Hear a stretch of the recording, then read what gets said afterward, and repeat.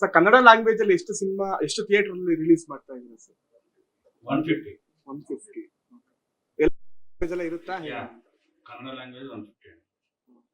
And dubbing ಅಂತ ಬಂದ್ರೆ sir ಹೇಗೆ ಆ ಡಬ್ಬಿಂಗ್ ಸರ್ ಮಾಡಿದ್ದೀರಾ?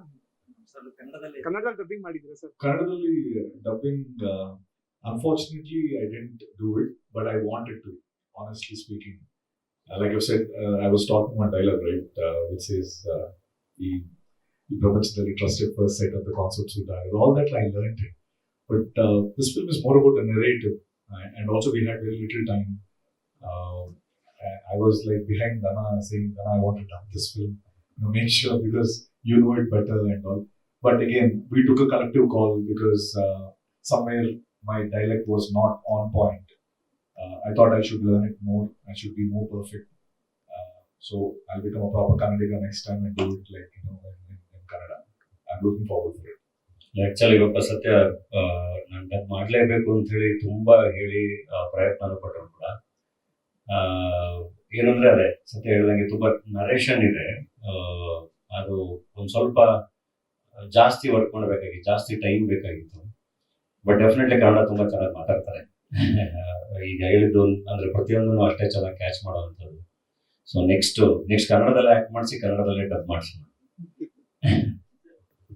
ಫಾರ್ ಎಕ್ಸ್ಪೆಕ್ಟ್ ಮಾಡ್ಬೋದು. ಪಾಸಿಟಿವ್ ನೆಗೆಟಿವ್ ಅನ್ನೋದಕ್ಕಿಂತ I think we are all great. Absolutely, what he said is right.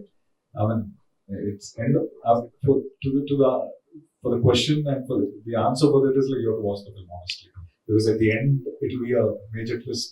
There are certain other things which you will understand at the end, but throughout it will be grey, it will be white, grey, black, everything, but everything will fall in one place towards the end. That's where the last 40 minutes of the film is like totally edge of the seat, where you have to just, you can't even turn your head, you'll be hooked to the screens. That much I can say. But ನೀವು ಒಂದ್ ನಿಮಿಷ ಆ ಕಡೆ ಮಾಡಿ ಕತ್ಬಗ್ಸಿ ಕತ್ತೆತ್ತಿ ಒಂಚೂರು distract ಆಗಕ್ ಬಿಡಲ್ಲ ಅದು. ಬಟ್ ಒಂಚೂರು ಆ ಕಡೆ ಹೋದ್ರೆ ಮತ್ತೆ ಪಿಕ್ಚರ್ ಅರ್ಥ ಆಗಲ್ಲ, ಯಾವ್ದೋ ಲಿಂಕ್ ಮಿಸ್ ಆಗುತ್ತೆ ಅಷ್ಟೇ. ಯಾಕಂದ್ರೆ ಅಷ್ಟು ವಿಷಯ ಇದೆ ಸಿನಿಮಾದಲ್ಲಿ, ನೀವು ಫೋಕಸ್ ಮಾಡಿದ್ರೆ ಸಿನಿಮಾ ನೋಡ್ಬೇಕು. ನೀವು ಒಂಚೂರು ಆ ಕಡೆ ಹೋದ್ರೆ ಮತ್ತೆ ಸಿನಿಮಾ ನೋಡ್ಬೇಕಾಗುತ್ತೆ. Sir 1 week back Lucky Bhaskar ಅಂತ ಒಂದು ಮೂವಿ ಬಂತು, ಸೇಮ್ ಇದೇ ತರ ಬ್ಯಾಂಕ್ ವಿಚಾರನೇ ತರ. ಬಟ್ 1 ವೀಕ್ ಆದ್ಮೇಲೆ ಜೀಬ್ರಾ ಬರ್ತಾ ಇದೆ, ಮತ್ತೆ ಆಡಿಯನ್ಸ್ಗೆ ಬೇಜಾರಾಗಲ್ವಾ ಅಂತ ಒಂದೇ ಜಾನರಲ್ಲಿ? ಬೇಜಾರಿಲ್ಲ ಆಗುತ್ತೆ.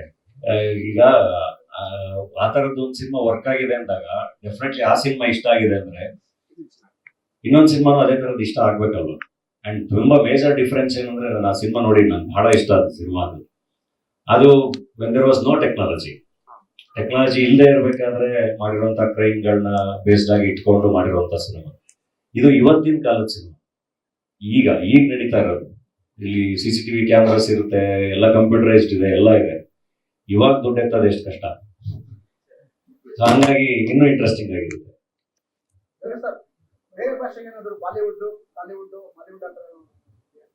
ಎಲ್ಲ ಲ್ಯಾಂಗ್ವೇಜ್ ಅಲ್ಲೂ ರಿಲೀಸ್ ಮಾಡ್ತೀವಿ ನಾವು. ಲ್ಯಾಂಗ್ವೇಜ್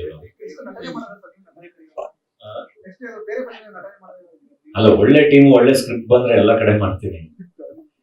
ಏನಾದ್ರು ಗೊತ್ತಾ, ಒಟ್ಟಿಗೆ ಎಲ್ಲಾ ಭಾಷೆಯಲ್ಲೂ ರಿಲೀಸ್ ಮಾಡುವಂತ ಸಿನಿಮಾಗಳು ನಾವು ಮಾಡಬೇಕು ಅಂದ್ರೆ ನಾವು ಇನ್ನೂ ದೊಡ್ಡವರಾಗ್ಬೇಕಲ್ಲ. ಅವಾಗ ದೊಡ್ಡ ತಲೆಗಳು ಬಂದು ನಮ್ಮ ಮೇಲೆ ದೊಡ್ಡದಾಗಿ ಇನ್ವೆಸ್ಟ್ ಮಾಡ್ತಾರೆ. ಸೊ ಅವಾಗ ಇಲ್ಲೇ ನಿಂತ್ಕೊಂಡು ಎಲ್ಲಾ ಭಾಷೆಯಲ್ಲೂ ಮಾಡಿ ರಿಲೀಸ್ ಮಾಡ್ಬೋದು.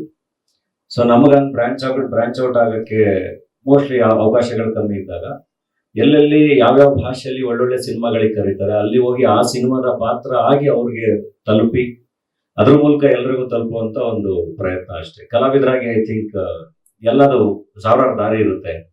ಒಳ್ಳೊಳ್ಳೆ ಡೈರೆಕ್ಟರ್ಸ್ ಜೊತೆ, ಒಳ್ಳೊಳ್ಳೆ ಆಕ್ಟರ್ಸ್ ಜೊತೆ ಎಲ್ಲಾ ಭಾಷೆಯಲ್ಲೂ ಕೆಲಸ ಮಾಡಿದಾಗ ಒಳ್ಳೊಳ್ಳೆ ಟೆಕ್ನಿಷಿಯನ್ಸ್ ಜೊತೆ ತುಂಬಾ ಕಲಿತಾ ಹೋಗ್ತೀವಿ. ಅಂಡ್ ಅದು ಬೇರೆ ಬೇರೆ ದಾರಿಗಳನ್ನ ಓಪನ್ ಮಾಡ್ತಾ ಹೋಗುತ್ತೆ. ಇವಾಗ ಒಂದು ಭೈರವ ಗೀತ ಮಾಡಿದ್ದಕ್ಕೆ ಅಲ್ಲಿಂದ ಒಂದು ಪುಷ್ಪ ಮಾಡಿದ್ದಕ್ಕೆ ಅಲ್ಲಿಂದ ಒಂದು ಜೀಬ್ರಾ. ಸೊ ಹಂಗೆ ಅವಕಾಶಗಳು ತೆರ್ಕೋತಾ ಹೋಗ್ತಾವೆ. ಕಂಟಿನ್ಯೂಸ್ ಆಗಿ ಕೆಲಸ ಮಾಡಬೇಕು.